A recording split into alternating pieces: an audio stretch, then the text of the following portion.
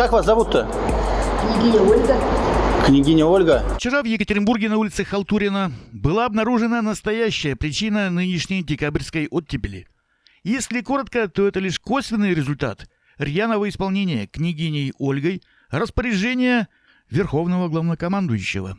Вот такой милый костерчик она развела в бетонных джунглях подземного перехода возле карнавального торгового центра. Не для себя, для людей, как Данка, для природы.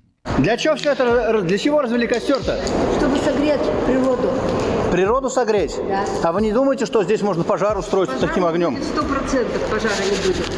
Так Я отвечаю за это. Природа как-то без вас согревалась и все нормально? Ну как, согревалась. Видите, ведь стало в минус 3 всего-то. А, то есть было холодно? Было-то минус 30 почти. Ага. И часто вы так природу согреваете? Как природа скажет. То есть... Природа скажет, как боженька распорядится. Ага. Правда, тут же выяснилось, что все-таки обогрев природы не самая главная причина того, что костер чудака взвился до небес. Потому что жизнь – борьба. И княгиня борется, исполняя распоряжение сверху. А потом, как сказал президент, чтобы мусора не было.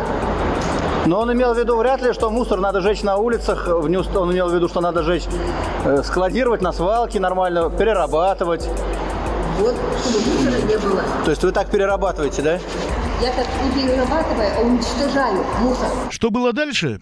Ну, мы помним, что каждый костер когда-то догорит, ветер, золу и так далее. Согласно тому же источнику, большой огонь должен был угаснуть через час, на который стало всем теплей, а еще и менее мусорно, уточняет княгиня Ольга, про которую летописец как-то говорил. Была она предвозвестницей христианской земле, как денница перед солнцем, как заря перед рассветом. Она ведь сияла, как луна в ночи, так и она светилась среди язычников, как жемчуг в грязи. Конец цитаты. Жалко вот только Игорь Рюрикович не дожил. А где Игорь? Какой Игорь? Ну, у княгини Ольги был князь Игорь. На Мальдивах отдыхает. А,